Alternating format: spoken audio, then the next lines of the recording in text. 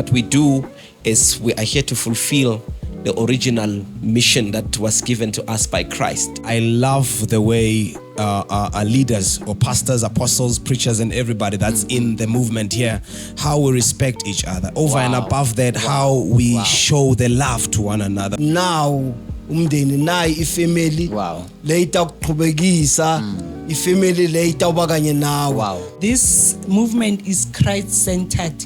It is not an individual-centered. It is not the vision bearer-centered. As we know in other religions, people will be centered around whoever the so-called man of God. But this one, it is Christ-centered. Silibandla linye la Kristu. So kubalulekile ku fellowship nabanye bazalwane kuze usukhule emoyeni. Because siyatsinga kukhula sihlale sibe connected naNkulunkulu. Sonke siyakhula. Not only ukuthi ukukhula abazalwane but nathi as pastors siyakhula because lama ministries now ahlukahlukile. So njengoba sila nami I'm gaining knowledge or even ukuhlakanipha from other pastors. We understand and we look upon you whenever you ascend to us noma maybe mawusijoyina. The very first thing lesibuka kuwe, we look to the capability and also the gift uNkulunkulu akunikeze yona. Then we take you and put you where you fit. Siba ne program Monday sithi i-Monday service. Kuyavukwa ekseni kuyathandazwa ngo5, ngo11:50 there's praise and worship. 12 o'clock there's a word of God. Iphinze futhi ibuye 5 o'clock kwanzambama. Siyathandaza futhi. Siyacaterisha kuwo onke lama service enhlanhleni futhi ngi-part of the organizing team. Njenganamuhla nje ekseni sibile ne-breakfast especially for bazalwane labachamuka ekseni. Ukuthi bakhone ukuthi bathole ama starter then ingena inkonzo. After that senyalo baseva i-lunch after the service. Kuwo onke lama services siyadla. If uNkulunkulu umathi usindisiwe uneliphimbo lokucula buya sisebentele uNkulunkulu umsebenzi kaNkulunkulu uchubeka uye phambili. Ngibone masingita the way uNkulunkulu ended khona ngakhona imangaliso ngakhona.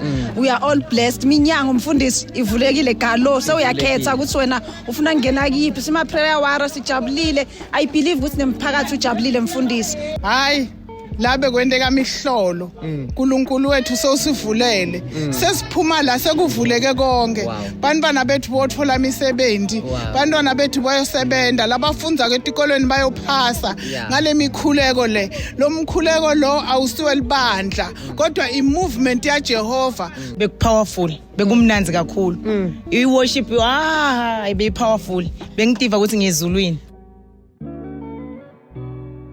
Sanbonani, egameni likaJesu. This is Pastor Slu. We are here at Bushbuck Ridge for our grand opening service. We are so excited. As in Bona sesifile la at Bushbuck Ridge. We are ready. We are also already receiving our things. uNkulunkulu so uyayenza nje. Uyasenzela sila sitothi thine swingayendleki lokuchaza ukuthi kutoze kwendeka akwendeki kungendeki so sila ezinibona already see ukuthi hayi we are packed kukhona everything bafundisi bakhona everything nekudla kukhona njengoba ngichazile ukuthi kutoyendeka egameni likaJesu ezinibona we have our pastors, we have our praise team, we have our organizers, we have everything. So we are here at Bushbuck Ridge. Journey with me as isibona konke ukuthi kwendekani ngaphakathi nangaphandle si-interview abafundisi bethu, si-interview i-praise team yethu, siphinza futhi si-interview nalaba labasiphathele kudla ukuthi sidla njani ngoba kumele ukuthi sidle kwemoya siphize sidle futhi kwemphefemulo. May God bless you. Asambe uhambe nami sibone ukuthi kwendekani. Shalom.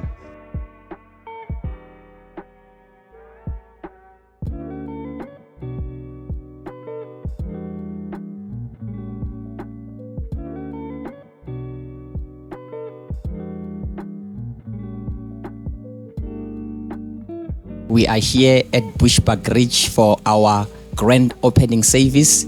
We are so excited. We are already blessed. Basibuse kakhulu bafundisi, praise team, the worship, everything was top.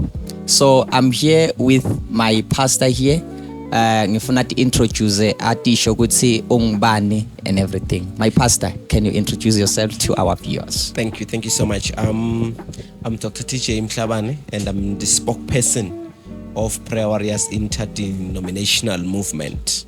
We are here to say Ephata. Yeah, Ephata. Be opened. Be open. Yeah. I believe we would say it's already opened. Sekuvulekile into tayendeka. Isitsonga sithi thine swingeyendleke swingayendleke. Lokuchaza ukuthi kutoyendeka akuhlali kungayendeki. Kutoyendeka. That's right. So, men of God, ngeva uthi you are the spokesperson of this movement. What does it mean to be the spokesperson of this movement? I'm basically the umbrella of the organization. Okay. Meaning to say I'm the exact representative of what this organization entails. As we all know that we are an interdenominational collaborative movement for the rapid spreading of the gospel of salvation. So being a spokesperson does not mean you are the owner. There's no owner. Christ is the owner. What we do is we are here to fulfill the original mission that was given to us by Christ, and that is the Great Commission. So that's why we said it's an interdenominational movement. What does that mean? It means there's no specific name that is tagged or church name that is tagged in terms of structure, but we are from different churches meeting to worship God and to spread the gospel of the living Father all over the world. Okay. I like that, man of God. Since ngiyakuva uthi wena le akusi a movement for specific people, but for everyone. Yes. Meaning to say that your mandate is not only enriching people, but you are also targeting to meet peoples, as to say race, color, and everything. Indians, whites, whatever, everything from all corners of the universe. That's our aim. Our focus is not just local focus. We want to amalgamate, like you said, different races, different cultures, regardless of your skin color, your tone or the tone of your voice. What we want is to spread the good news across the world. Yeah. Nguvile, meaning that Christ is the head of this movement. Christ is the head, is the chief cornerstone. He's the one that amalgamates us together. And without him, there's nothing that we can do. And for your surprise, even for the appointment or the picking of venues, he's actually the one who tells us, this is where I want you to go. Now we're here at Scotty Paula at Bushbuck Ridge. He's the one who told us to come here. And in the past 2 weeks, you were there preaching the gospel in the streets. People were receiving the good news of God. And that's our ultimate purpose. That is our vision. That's what we want to achieve. Christ uses us as the vehicle. So we are just the source that Christ uses for us to reach his people. Other than that, we are not better than anyone. Wow. I like that, man of God. Maybe there's someone saying, I want to be part of this movement. Yes. So how do I reach out and everything? It's simple. Our services are mostly on WhatsApp group. We believe on the impact of social media. We are in the fourth industrial revolution, and we believe in some people, they will tell you in technology. We believe in cyber system, and we believe that we can reach people using social media. So we are purely worshiping on WhatsApp. We have services, 2-3 services every day. It's simple. If you want us, you can find us at TikTok, Prayer Warriors Movement. We are also on Facebook, and we are also available on WhatsApp and Instagram. So if you want us, just type on your logon details, Prayer Warriors Interdenominational Movement. There's quite a lot of what we call Prayer Warriors Movement, but we are Prayer Warriors Interdenominational Movement. Wow. I love that explanation, man of God, was top. So man of God, thank you so much for joining us, and I hope uNkulunkulu usawesibusisa njengoba sesibusekile vele. Amen. Can you, maybe at least you give us a number? Maybe there's one viewer is saying no, I want to join. Man of God, I hear you are saying you're on social medias, but I want a number.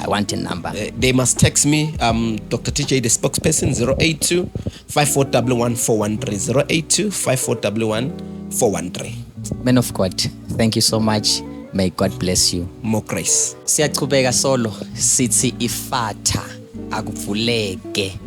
sila eBushbuck Ridge njengoba ngishilo ngithi mine swingeyendleki swingayendleki tozokuyendeke and it's happening already. I'm here with my mother. Ngifuna ukuthi at introduce adisho ukuthi ungibani uchamukaphi makwami sawubona. Yebo phuthu njani? Ngiyaphila. Ngicela uintroduce kuma viewers ethu. Mina nguSiphi Khunga egameni lika Jesu uMake Khunga. Amen. Amen. Make Khunga siyakumukela.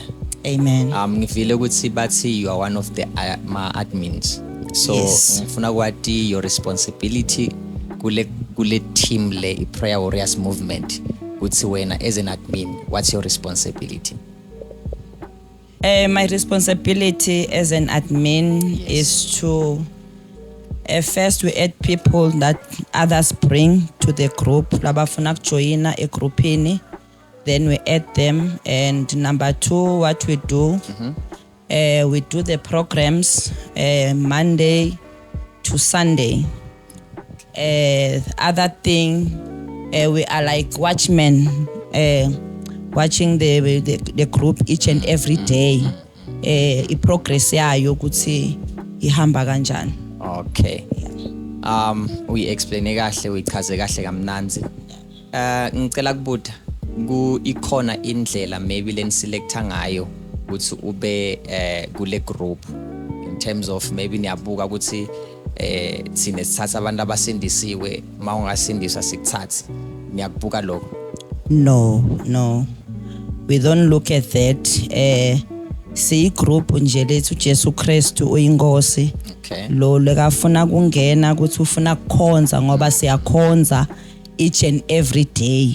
Okay. So everyone is welcome to join in kule ya group lesinayo. Ngiyakuva ukuthi nikhonza every day Monday to Sunday. Yes. So ni arrange kanjani your services, ni arrange kanjani? Ma service wethu ahamba ngalendlela. Siba ne program Monday sithi i-Monday service. Kuyavuka ekseni kuyathandazwa ngo5. Ngo11:50 there's praise and worship. Yes. 12 o'clock there's a word of God. Iphinze futhi ibuye 5 o'clock kwanzambama. Siyathandaza futhi. Wow. Ange uhlale vele ungavuseleleki la kule group. Anye kuhlala ungavuseleleki. I'm sure nawe ulapha ekhaya uthi I want to be part of this movement. Akubhadalwa la ungena mahala. Just your number we add you. My prayers are free. Ekseni kuyathandazwa, emini kuyawushipha, live lenkosi enzambama kanjalo kuyathandazwa. Ange uhlale ungavuseleleki. So we are inviting you ukuthi ubuya utoba a part of this great movement of God. Makwami, thank you so much. Ngiyabonga isikhathi sakho. uNkulunkulu akubusise kakhulu. Amen. Amen. Siyabonga. May God bless you. Shalom. Amen. Mina nendlu yami siyayikhonza inkosi. Solo Sly Bushbuck Ridge sithi ifata be opened. We are so excited. I'm blessed. Tinto secicale tivulekile. Bafundise bashumayile basichazelile everything. I'm here with one of our pastors bakhona la kule movement. Basichazele kabanzi. Man of God, I want you to introduce yourself to our viewers. Okay, sanibonani balaleli. Ngungu Evangelist Khumalo Lucky. Ngiwalana ekhaya eBushbuck Ridge kodwa ngihlala eMariti eJim Brown. So yeah, ifata be opened. Ifata kuvulekile. Amen. Mfundisi nceku sicale nget14. Khumbula nget14 sishushubula eBushbuck Ridge taxi rank.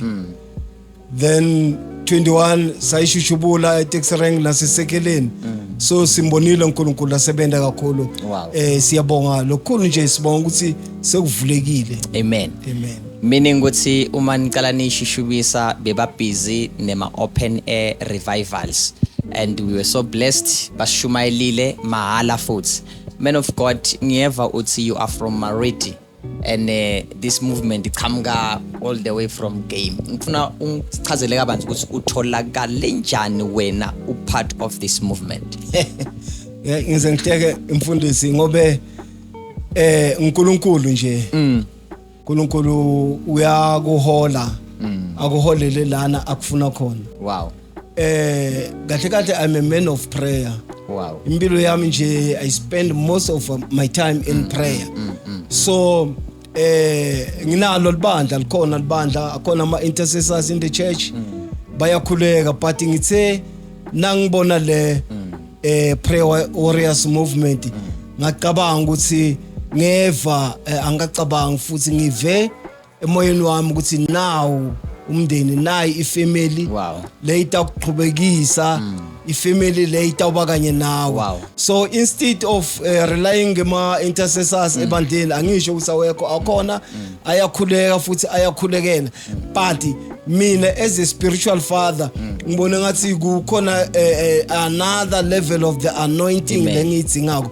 That is why ngitholakala kuma prayer warriors. Wow, thank you so much, man of God. Oh, kusho ukuthi as you are a leader, you are led also. Ngiyinde la ichaza kumfundisi ukuthi naye unalo libandla but ubone ukuthi ngcono ahlangana labanye abafundisi because la kule movement le we have different pastors. Bakhona abafundisi from different places. So man of God, thank you so much for your time ukusichazela ukuthi utholakale kanjani la kule movement wasichazela ukuthi you has open air revivals and everything. Thank you so much. Ngicela uvalelise to our viewers. Ngiyabonga babuyeli ngibonga kakhulu. Ngitsenza kusho kuyini ukuthi efatha kuvulekile. Amen. Efatha kuvulekile. Shalom. Solo Sly Bushbuckridge sithi thine swingayendleki lokuchaza ukuthi angeke hlale kuyendeki kuyendeka sithi ifatha we are shouting ukuthi kuyavuleka. With the man of God here, one of our pastors la gule prayer movement. Man of God, I want you to introduce yourself to our viewers. Amen. Amen. No, humble greetings to everybody who's actually watching this at the moment. My name is Apostle M.N. Mabuza.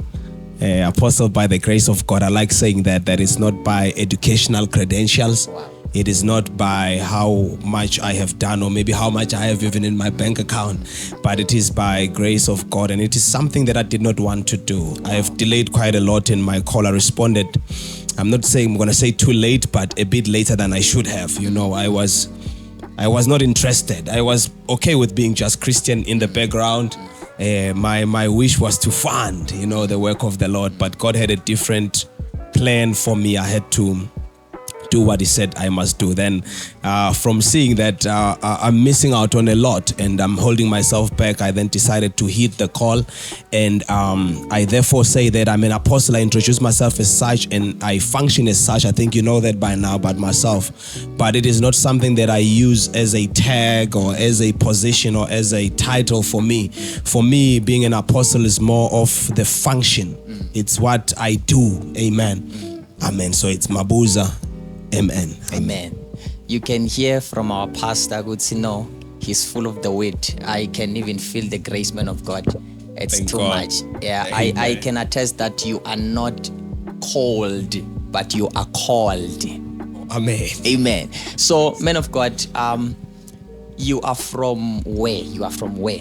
And utole njani la kule group le? Amen. Well, if I were to give a very short history of myself, I grew up in a place called Dwaleni. It's just on the outskirts of Gapogweni. As you leave Gapogweni into White River, Pleston side, that's where I actually grew up. And then I moved in my late teen years. I then moved to what we call Gapogweni in Godin. And so that's where I found the Lord. That's where the Lord found me, so to speak. And then I started being active also in ministry as the more I grew into the things of God. And then about the group, there's a sister that we have in the group who's been such a very helpful person. You know, we've done a lot with this lady. We know each other from maybe 2011, 12. Yes, Sister Pindile Makaring. That's the one who introduced me to the group. She told me about it the other time I was fetching my grandmother's things at the hospital. And so we started talking, and you know, from how we get together and do a lot of these kingdom ministry work.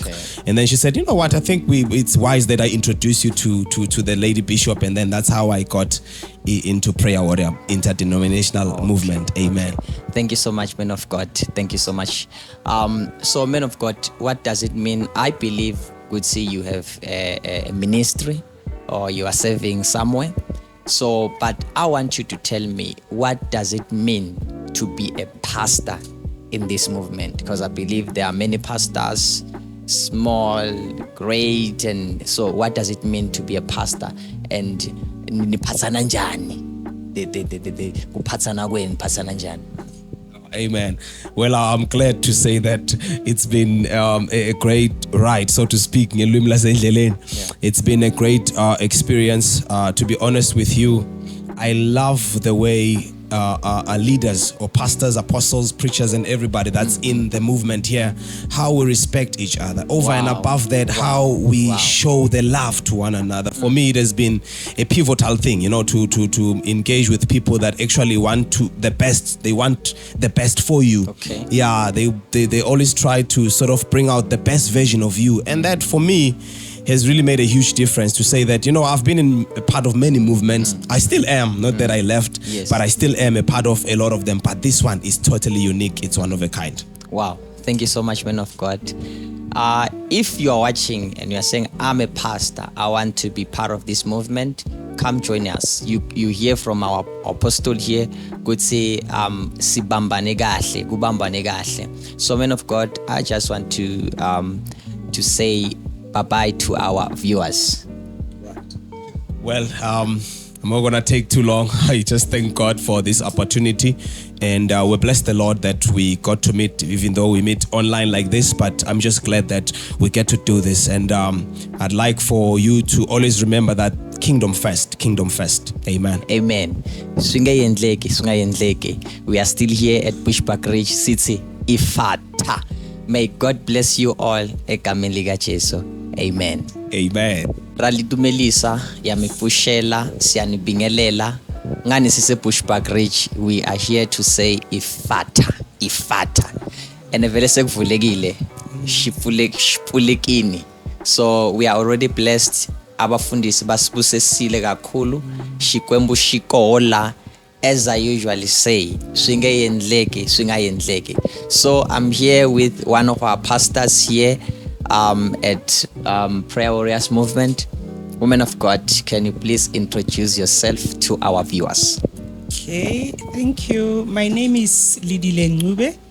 I am a pastor. I am a member of the Prayer Warriors Movement. For the past, I think 3 years, I joined them in 2023. 2023, wow. Correct, yes.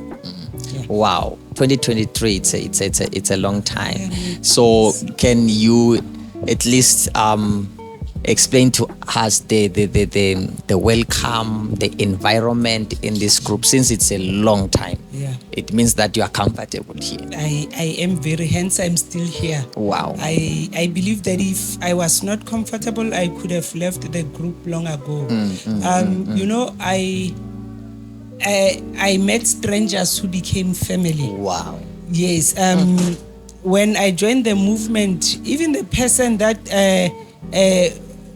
recruited or invited me to the movement, we didn't know each other. Wow. Yeah, we just met and then it happened. I have been part of the family ever since. Wow. And I've never felt like a stranger. Wow. Yeah. Wow. You are a pastor. I am a pastor. You are a pastor. Correct, it's actually difficult for pastors to come together nowadays. Very true. So it means that there's something big in this movement. There's something big. Can you at least share a bit the feeling as you are pastors? Why are you so united in this group? Yeah. What is it that unites you all as pastors? I think the first thing that unites us is the love for the things of God. Okay. Yeah, and we have taken Christ to be the center. This movement is Christ-centered. It is not an individual-centered. It is not the vision bearer centered. As we know in other religions, people will be centered around whoever the so-called men of God. But this one, it is Christ-centered. Wow. Yeah, that is what is keeping us together. It is all about Christ. The foundation is Christ, nothing else. And so we believe in God the Son, God the Holy Spirit, and God the Father. Wow. I can hear you very well, woman of God. You are talking. Thank you. I want you to explain to our viewers ukuthi wena uqhamukapi, where uma kweni, wena ujwa kai. Okay. Naketswa originally from Hammanskraal. Okay. But I'm currently residing in Montana, in Pretoria. I fellowship go kereke ebareng ke Marang Christian Fellowship. I was one of the members who started, our ministry started in 2004, and I'm one of those members who started with the church when our senior pastor had the vision. But before that, I grew up in Apostolic Faith Mission. I did my Sunday school as a young person, and I even got married in Apostolic Faith Mission. So currently I'm in Pretoria. At our ministry, it's currently in Valmanstal in Pretoria. Okay, so you are all the way from Hammanskraal. Yes, correct. Yes. So you came all the way from there to here. To here. It means there is something big here. And I hear you are explaining that you have a place where you fellowship, but you left the culture of the church to join here, because I believe that there are a lot of men of God here. They have their own style in their own ministries. But when we come here, we join together, we live our own tradition or culture, and we unite in Christ. Since you said that this movement is Christ-centered. Thank you so much, woman of God. I want you to say bye-bye, to say misala kahle, lishale ngabuchi to our viewers. Thank you so much for giving me the time to come and just speak about this love that I have for my God. And together with the prayer warrior ministers and everybody else members, thank you so much for this opportunity, and stay well. Amen. Uma asuke eHammanskraal to this place called Bushbuck Ridge. Now wherever you are, you can also join this movement wherever you are. So thank you so much, woman of God. May God bless you.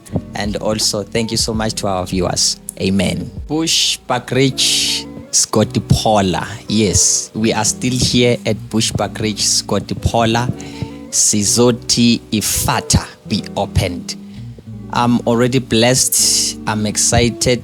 I'm filled with the Holy Spirit. The grace of God, it's upon me. Abafundisi basibusisile kakhulu. The worship, everything was okay. I'm with one of our pastors, Balakaya, Prayer Warriors Movement.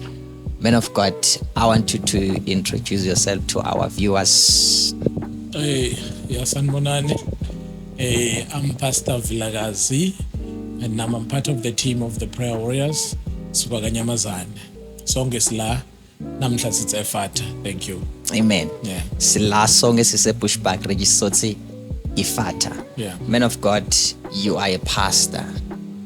You are anointed, ordained by God, but you are here. Yes. Kule Prayer Warriors Movement. Kunani la? Yini le khona la kule movement le kwende ukuthi uzo ube khona la? Lengende kakhulu ngaba khona la kule prayer movement le. We've got different type of pastors lisinabo, fivefold ministry, and lokusita kakhulu ukuthi even pastors sonke siyakhula, not only ukuthi ukukhula abazalwane, but nathi as pastors siyakhula because lama ministries now ahlukahlukile. So njoba sila nami, I'm gaining knowledge or even kuhlanganipha from other pastors. That's why ke lokusita ukuthi nami kube khona, because nami what I have laba ibafundisa banako. Wow. So that's why lele nginako nami, I think I'm going to transfer to other pastors, and nabo they're going to transfer back to me what we have. Wow. Umoya uyathobelana. Yes. Such a humble spirit from our men of God. Yeah. Uchazile kakhulu and uchaze kamnanzi man of God, ngifuna usichazele kabanzi ngendzaba yokuba a prayer warrior. What does it mean to be a prayer warrior person? Yeah, to be a prayer warrior person, it means you are standing on a gap. Okay. La kunetinkinga khona, it means when ubona before and pray. What I will say, it's like you are prophesying whatever is going to happen. And as a prayer warrior, ngiyacabanga ukuthi lokuningi lokwendako nawe stop some of the things that's supposed to happen mhlambe letibi empilweni yomuntu. When as a prayer warrior you stand on the gap, even if there are good things also. Now so we are doing that just to stand on a gap to assist that person as a prayer warrior. Yeah. I feel it already. I feel like I can preach a little bit, I can feel the anointing as the man of God was explaining. Yes. Man of God, utashe lenyindo utswena, even though you are a man of God, yes. But there are things lo ufunza kulabanye. Uchaza ukuthi though you lead, you must be led also. Yes. Such a humble spirit, man of God. Yes. Man of God, thank you so much. Kusichazela kabandi. But ngicela kubutana umbuto okugcina wena since nini ule movement le? I think it's almost 5 to 6 years. So ngikhola la, so ngiqhubeka into prayer warriors. Nami longe introducer, it's one of the pastors. So ngakhona la prayer warriors. And then once he introduced me, ngizazange ngahlala nami ngafika ngaqhubeka up until manje. And lele bengitanaye, sometimes uyeda, sometimes akedi, but it doesn't mean ukuthi mina ngingaqhubeki. My God. So it's been long, so long khona la le ministry. I feel like I can speak in tongues. Mantasaya. Yeah. From almost 5 years you are Almost 5 here. years, I yes. kusho kona ukuthi there's something great like le movement le. Yes. Such a man of God, anointed by God, also for 5 years. Yes. Nawe losekhaya, you are a man of God, you are anointed like my pastor here. Come and join this movement. Ngivile bafundisi bachaza ukuthi kunema open air. Yes. Kuyashunyayela livangeli. Come and join us. Sambise livangeli egameni lika Jesu. Man of God, I want you to say bye-bye to our viewers. Siyabonga bye-bye to our viewers, and I think uma ngakusho even pastors, please come and join the prayer movement. My plans wethu njengoba besikhuluma nawo bonke ama teams, I think we're going to Mozambique, we're going even go to Swaziland. So My losihamba God. with the prayer warriors. So I think ngiyacela kakhulu, please let us join. Akusilibandla lemuntu leli. It's just any church. It means we are worshiping one God. And this is a church. Church libandla phela sikhulumi ngale libandla lakho lonalo, but we khuluma about the body of Christ. So I think I'm inviting everyone to come and join this prayer warriors. Thank you. Man of God, ngoba benginemali la, ngoba ngiyayibeka la Yeah. enyaweni takho. U-explain kamnanzi kakhulu, kahle kakhulu. Nawe losekhaya ufuna kuba ipart yethu. Come Mozambique, imagine Mozambique, noma unganayo passport but oyendi plan. Yeah. Bona nyalo sise Bushbuck Ridge from game. Uyakubona? So come and join us. Siyabonga, may God bless you egameni lika Jesu. Man of God. God bless you. May God bless you. Amen. Amen. Mina ngiyatibuta ukuthi mawungekho la ukuphi while you are a born great Christian. Ukuphi mawungekho la eBushbuck Ridge eScotty Paula. Solo sithi ifata be opened. Asisuki la kungakavuleki. Solo ngiyasho singeyendleki singayendleki. Wow. I'm with the man of God here, one of our pastors bakhona la khaya. Man of God, can you please introduce yourself to our viewers? Siyabingelela to our viewers egameni kaJesu Kristu waseNazareth, as Pastor Pinkuna. Siyambonga uNkulunkulu ngalilanga lanamuhla. Man of God, what a blessed day. Wow. Libe lihle kakhulu egameni kaJesu Kristu. Amen. You are a man of God. Yes. Fully anointed by God. I believe and vele ngile ngayiva lento yaNkulunkulu. Ngicela shema usichazele kancane, man of God. Ukuthi Yeah. wena utholakala njani la kuma prayer warriors? Well, my prayer warriors, nami I had an invitation actually. Yeah, nga-invitwa ngayokhonza nami ngahlanganyela nebazalwane. First day ngifika umoya longcwele nje wavela was this is a place la kumele uhlanganyele khona nebazalwane so ngiyambonga uNkulunkulu ukuthi since then ngaqala ngahlanganyela nebazalwane angisaluzi any function ngisoka ngikhona because ngifunza lokunyenti ngiyakubona so kuhle kakhulu ngiyambonga uNkulunkulu ngema organizers ethu baphathi bethu ngibonga uNkulunkulu ngani nceko because you know masinilalela nishumayela kuningi kakhulu lesikufunzako yeah siyabonga. Amen. Man of God, Mina, I know you are having a church and it's I don't believe, I know ngile ngaya ngodla inyama khona asibitile sibafundi sadla inyama sadla inyama cobo.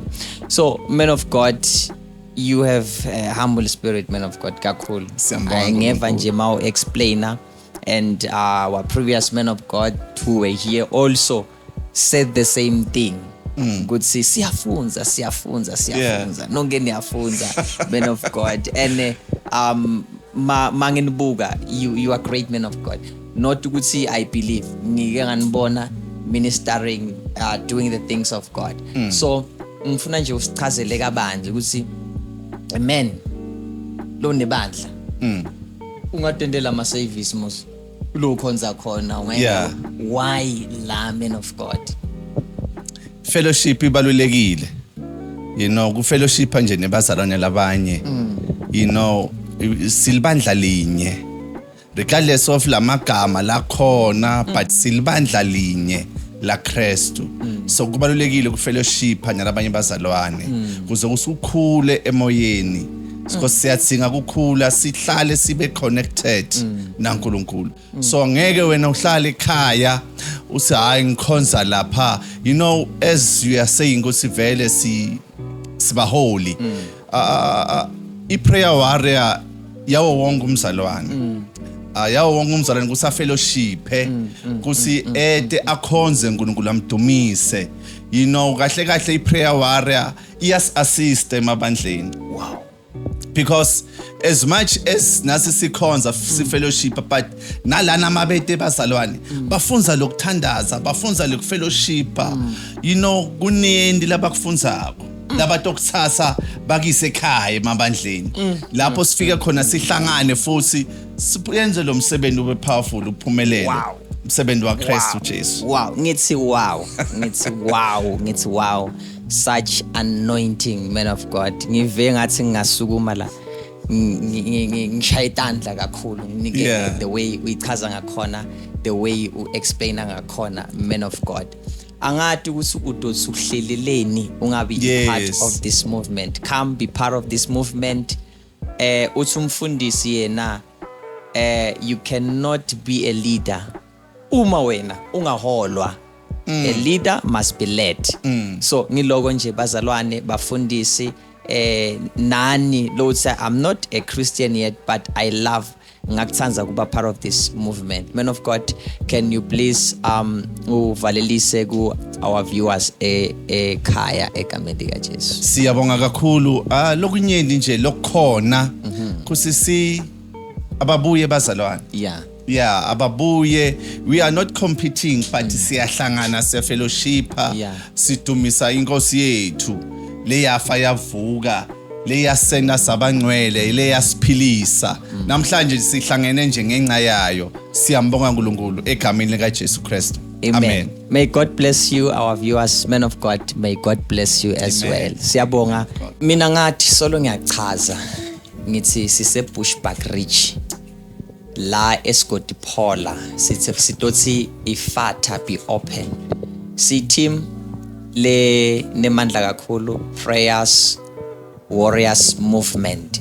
Solo siyabusiseka. I'm filled by the grace of God as the man of God was preaching ngayo namhla. I'm here with one of our pastors Balakaya, a prayer warriors movement. Man of God, can you please introduce yourself to our viewers? Thank you so much. Ngiyabingelela bazalwane egameni lika Jesu. This is Pastor NV Ngwakadlamini Sibongo. I'm one of the members prayer warriors la khona manje namhlanje. Wow. So man of God uchamngaphi wena and futhi utholakala njani so ula kule movement? Okay, mfundisi mina ngisuka endzone segame. Eswalala eDreamland la ngisuka khona. This is where I met umfundisi uBishop Bishop Khoza. So then we then talk and then I invite her in one of the seminars that be khona endzone seJerusalem. That was my first meeting. Okay. So I was so much blessed. Kwanginika that push naleyo encouragement ukuthi ngihlanganye nalabazalwane till today kuze kube ilanga la namhlanje. Man of God, I know bafundisi bayashisa like bayashiselwa kakhulu. Yes. You know, even kuthatha umfundisi umnika imic kuzovuka inshumayelo. Yes. La kule prayer movement sibaningi sibafundisi, baningi bafundisi, but how do you accommodate each other? Nibambane ngalendlela nibambane ngakhona. In terms of accommodation mfundisi ukunikana ama space, we understand and we look upon you whenever you are sent to us noma maybe mawusijoyina. The very first thing lesibuka kuwe, we look to the capability and also the gift uNkulunkulu akunikeze yona. Okay. Then we take you and put you where you fit in your lane. Ngoba what is important in the work of God is ukuthi uhambe ku lane yakho. You walk in your lane where you be comfortable, ube free in such a way that ngoba umuntu lo gifted uma ahamba ku lane yakhe akafeel ibundle. Uba naleyo nto yokuthi no, I'm walking in my lane, I'm a worshipper, I'm an evangelist, I'm an apostle. You know your lane, what you are doing, so you do it with your full power. So siyakhona ukuthi sikufake kuleyo lane yakho. Wow. Mau explain us so kuvuka kimi ukuthi you cannot charge a Lamborghini ngokuthi ingene emahlathini uthi ayiwenda umsebenzi. That's true. Bese ujaja itractel uthi ayigijimi ngoba uyifake emgwaqweni. That's true. Ilane ibalekile man of God. Ilane ibalekile man of God. Ngilele khona la ku ngilele operator ngayo kuma prayer warriors. Wow. Such fire. Ngeva nje lo mlilo ukhona man of God. Ngeva even our viewers can agree with me kuloko ngikusho ukuthi there is fire here. So man of God, can you all say misala kahle to our viewers since we are here at Bushbuck Ridge? Hayi misala kahle. Siphatheke kahle kakhulu endaweni yase Bushbuck Ridge endzone sephola and the ministry as a Fountain of Life. Siphatheke kahle kakhulu bazalwane. Thank you so much for the cooperation ukuthi nisifake sibe phakathi kwenu. Thank you so much nenze njalo nakulabanye bazalwane nimukele ihambe egameni lika Jesu Kristu wase Nazareth. Siyabonga kakhulu egameni lika Jesu. Amen. Swingayendleki lokuchaza ukuthi akuhlali kungendeki njengoba simemetela ukuthi ifata be opened. Man of God, may God bless you kakhulu and may God bless you as well, our viewers. Amen. Solo siyasho sila Bushbuck Ridge sithi thine swingayendleki sila rabulela yakhuluma konke nje kukhona la eBushbuck Ridge sitosho ukuthi ifata be opened. It's our grand opening service yalo mnyaka 2026. I'm with one of our pastors. Woman of God, can you please introduce yourself to our viewers? Ngiyabingelela balaleli nebabukeli egameni lika Jesu Kristu waseNazaretha. Ngumfundisi Zulu nibingelelako lomthandzako kakhulu Jesu. Lo munye lo yiphathi yama prayer warrior. Siyambonga uNkulunkulu ngaleli langa lelihle lasendele lona i-opening yethu ya 2026. Amen. Siyabonga kakhulu mfundisi Pastor Zulu.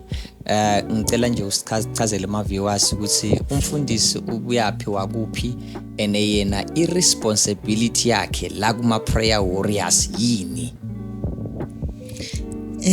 Bazalwane mfundisi Zulu uqhamuka eChurch of the Nazarene ebandleni laseMahushu. Libandla lelikhona leliphilako lelikhulu lelatiwako internationally neAfrica yonke. Mina ngikhona kuma prayer warrior ezimfundisi. I-role yami lapha kuma prayer warrior kakhulu ngi-based ekitchen. Dila nge-catering. Ngiyayithanza leyo ibalile yokugcina ye-catering. Kusho ukuthi masibona nini siyadla kahle kahle. Amen. Siyabuseka kakhulu. So women of God, I heard ukuthi kuma prayer warriors niyamuva. It's a movement. You have your services. Ngeminyaka kuthiwa kuthi na 3 ma service. Actually my main service le akhona la, which is opening, bese kuba ne night prayer, bese kuba ne closing. So ngicela kubuta ukuthi since ungala ka catering, niya caterisha konke la ma service la khona noma kanjani? Yebo kunjalo mfundisi wami, siya caterisha kuwo onke lama service enhlanhleni futhi ngi part of the organizing team. Njenga namuhla nje ekseni sibile ne breakfast especially for bazalwane labachamuka ekseni. Ukuthi bakhona ukuthi bathole ama starter, then ingena inkonzo, after that senyalo baseva I lunch after the service. Uwo onke lama services siyadla. Good excuse lo ngabanayo uthi mina angeke attend because kuyadliwa. Uvile bathi kune starter. Lokuchaza ukuthi mawungena nje utholela wena tea, wena juice, wena cold drink naloko mayinya lokhona, bese after kuba ne lunch lapho sifahla cobo. So konke lama service kukhona available. So meaning ukuthi angeke uhlale ungadli. Sidla spiritual, sidle futhi physical. Amen. Wow. Yeah. Women of God, thank you so much for your time. Ngicela ngakubambeleli ngoba nami nyalo ngiyabona ukuthi ngifuna ngodla nema ulanga ngahlala ngadli. Amen. So can you say uvayelize to our viewers? Ngiyabonga kakhulu. Ngithanza kubonga le organization ema prayer warrior and ngithanza noku-invite anyone lo lalele nalobukelako ukuthi le movement le iyaphila. Kuyathandazwa, kuyashunyayelwa every day from 5 o'clock in the morning. Siba ne ma intercessors wethu, kuyathandazwa, kuyadunyiswa 12 o'clock midday. Kuba neshumayelo umfundisi lo bekiwe ukuthi asishumayele. Afternoon siba nemithandazo, asilali singakathandazi ngoba kulesikhathi sanyalo sinqoba ngemthandazo. Wow.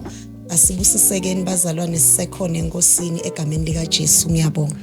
Lokuchaza kona ukuthi la kule group siyathandaza live ku group yethu le ku WhatsApp. Now ufuna ku joina le group akhona ma numbers na social media njengoba chazile ikhona. So come be part of us, ubuye siphushe lelivangeli lababe uNkulunkulu. Khumbula la akuthengiswa livangeli limahala. Ujoina mahala, uhlala mahala, udla mahala. Hallelujah. May God bless you. Nonke babukeli egameni lika Jesu. Also to women of God, may God bless you. Amen. Esigodipola sase Bushbuckridge sisenkonzweni yema prayer warriors movement, and la I'm with one of our pastors who happen as well to be one of the members yaku praise team. So ngihleli naye la kuthi asichazele kabanti ngayo le department le. But before sifika lapho, men of God, can you please introduce yourself to our viewers? Angithathele ithuba ngibingelele igama lami ngingisabelo sibonga kakalokothwako ngumntwana kaNkulunkulu. Ngiyabonga. Amen. Mfundisi Lokothwako siyabonga kakhulu. Men of God, uku praise team ngiyabona nala kule skip akubhaliwe praise team. Praise team yala kuma prayer warriors. Kuchaza kuthini kuba ku praise team yala kuma prayer warriors? Kuba asingabiyali nje specifically kuba praise team ema prayer warriors. Kuba praise team ne ufana ne engine yemoto ukuthi ukuze umsebenzi waNkulunkulu uchubekele uye phambili usebenza uhambe kahle kufuna le praise team kube ngiyo letimiselako leyithandzako lento leyendawo ngalamanye amagama basebenza kumbe bacula ngokutimisela. Yes. Ngifile nje namhla enisibuse kakhulu. Uchaza kona usile engineer imoto le sizophilile V8 yayi V100 eniyaphusha man. Ngiyasibusisa kakhulu umfundisi kakhulu. Mfundisi wami ni operate kanjani la? I know kuma praise team most of the time kubana that we quarrel a lot. Bona musinokubona masila masondweni ethu. Quarrel bayalwa bayendwa lokona lokwana thatha mic but nini operate kanjani la kuma prayer warriors ngende ukuthi maybe manje ku service letsite niyakhipana ukuthi hayi this time to worship laba kuhlabela ama chorus ni manje nje nende. Okay, ya kule kuthi operate njani kokucala nje sicalisa uNkulunkulu phambili. John 14:6 lothi mina ngeindlela neliciniso nokuphila ufithi la khona thina sizenga indlela siya kuye uNkulunkulu. So then tukwema kukhona laba leader ko worship kukhona bema chorus sihlelekile vele ukuthi like nakwati wathi kufunakala umuntu otoshaya iworship siyathi ukuthi kunazibani nabafuna leti tekugijima temahashi siyadudula kunebakhona nakhona labahlele ukuthi kutoba ngibo ngalapho. That is why there's so much order. Exactly. I also witness namhla bonile nje le order lebe ikhona bekukuhle kakhulu kusho ukuthi kuyaphileka la kule movement kunembukela lapha uthi I want to be part of this movement but kahle kahle mina ngifuna kuba praise team because ngiyahlabela ngoba ma qualifications that qualifies a person la kuma prayer warriors who's abe praise team or anyone nje angeda tohlabelela noma wendana uphila njani unento tohlabelela as long ne voice kwendekani. Akunama qualifications lokulunto yokucala nje lebalekile kufuneka umuntu lo watala naNkulunkulu because as uhlabela we are more like you are preaching so angeke upreache ungadani naNkulunkulu angeke ngikhulume ngawe ngingakwadi kufuna kuze ngikwadi ngikhulume ngawe. So then second of it kuma prayer warriors it's a movement akuna ukuthi na ufuna kujoyina wenda njani if uNkulunkulu umati usindisiwe uneliphimbo lokucula buya sisebentele uNkulunkulu umsebenzi waNkulunkulu uchubeka uye phambili. Kunemhlabelelo woza athi ngaze ngimoshe ukhona la uTosi Busisa ngifuna nje ukuthi fahla usivise ukuthi kahle kahle kwendekane la kuma prayer warriors movement ku praise team nethu sikancane nje siwoza masingene noma yipi man of God noma yipi akudingwa nasiba ani ngo bujesu lilanga akudingwa kudingwa nasiba hani ngoba ngobujesu lilanga.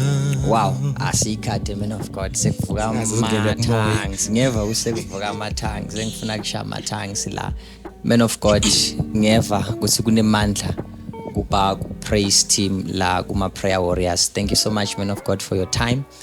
Now lo sekhaya uthi ngiyakhonza nginelibandla uchazile labachazile abafundisi ukuthi nanoma unelibandla come and join this movement egameni lika Jesu.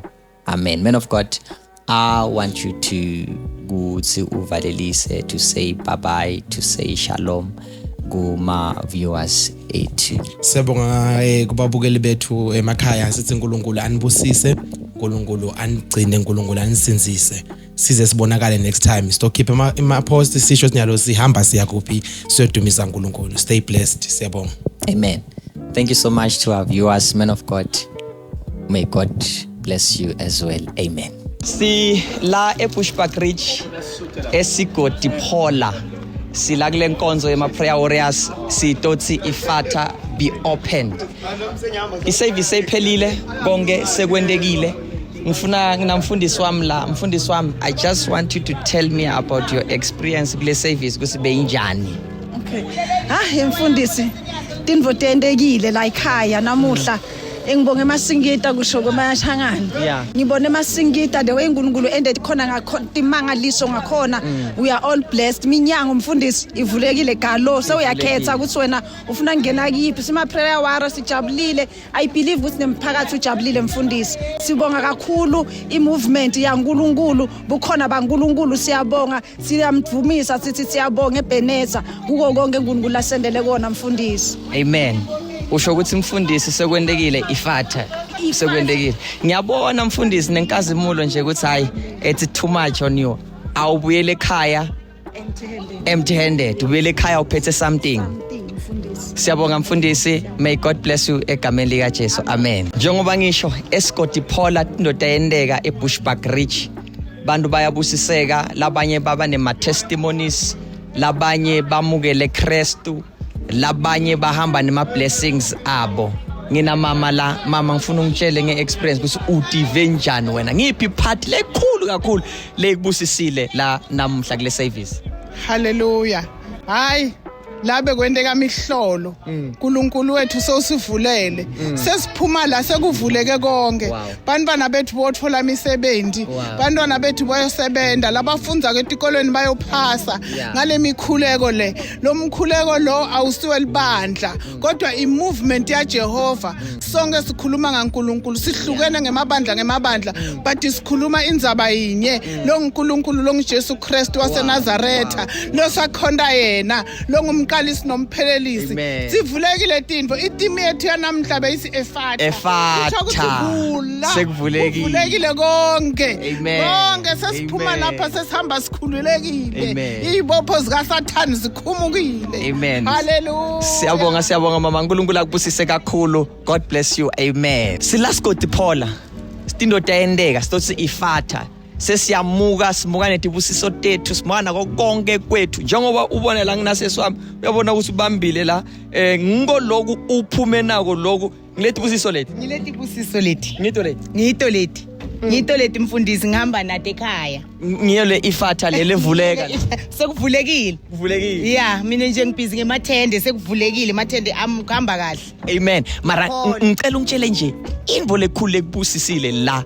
It was the worship, the word in worship. Kwendekeni worship.